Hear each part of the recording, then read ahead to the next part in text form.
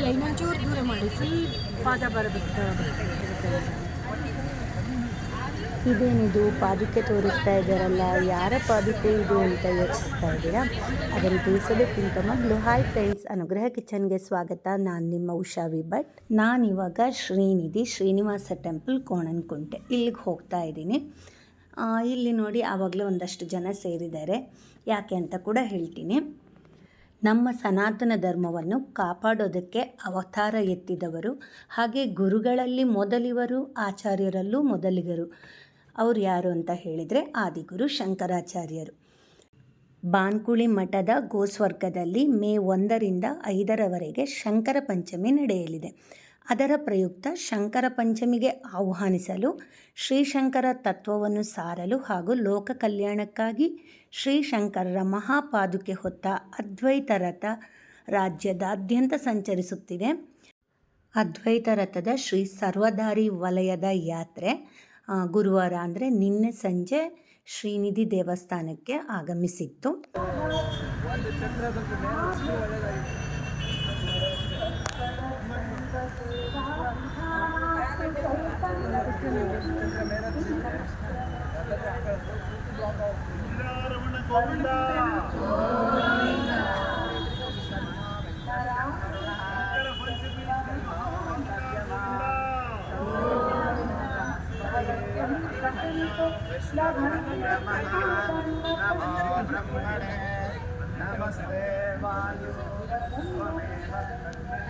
ಅದ್ವೈತ ರಥ ಸರ್ವಧಾರಿ ವಲಯ ವ್ಯಾಪ್ತಿಯ ಶ್ರೀನಿಧಿ ಶ್ರೀನಿವಾಸ ದೇವಸ್ಥಾನಕ್ಕೆ ಆಗಮಿಸಿದಾಗ ಮಾತೆಯರು ಪೂರ್ಣ ಕುಂಭದೊಂದಿಗೆ ಹಾಗೆ ದೇವಸ್ಥಾನದ ಸ್ಥಾಪಕರು, ಪ್ರಧಾನ ಟ್ರಸ್ಟಿಗಳೂ ಆದ ಪ್ರೊಫೆಸರ್ ಸಮೀರಸಿಂಹ ಅವರೊಂದಿಗೆ ಮಂಡಲ, ವಲಯ ಪದಾಧಿಕಾರಿಗಳು, ಶಿಷ್ಯವರ್ಗ, ಸಾರ್ವಜನಿಕರು ಸೇರಿ ಸ್ವಾಗತಿಸಿದರು.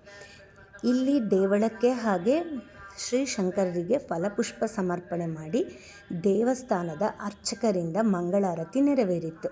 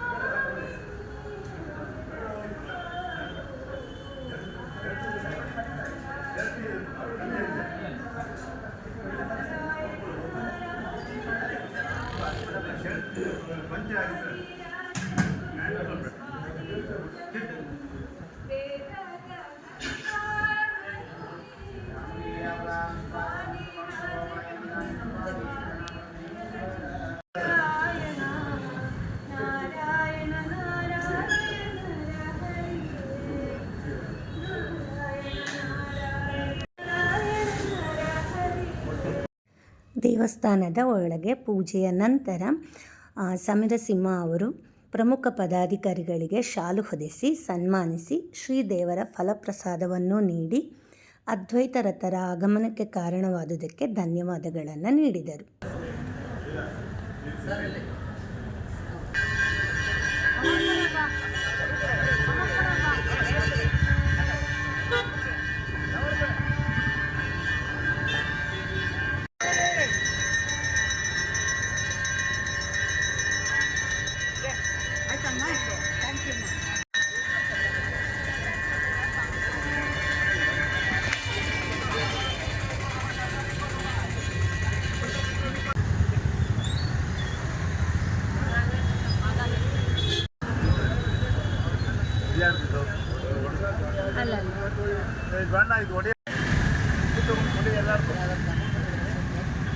ದೇಶಕ್ಕೆ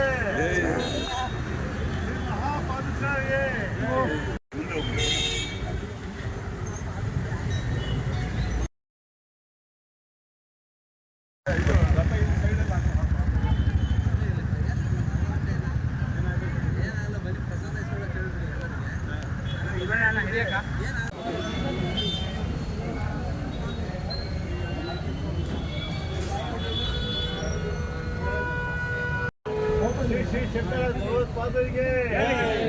ಇಲ್ಲಿ ಪೂಜೆ ಎಲ್ಲ ಆದಮೇಲೆ ಅದ್ವೈತ ರಥವು RBI ಲೇಔಟಲ್ಲಿರುವ ಆಂಜನೇಯ ಟೆಂಪಲ್ ಕಡೆಗೆ ಹೋಯಿತು.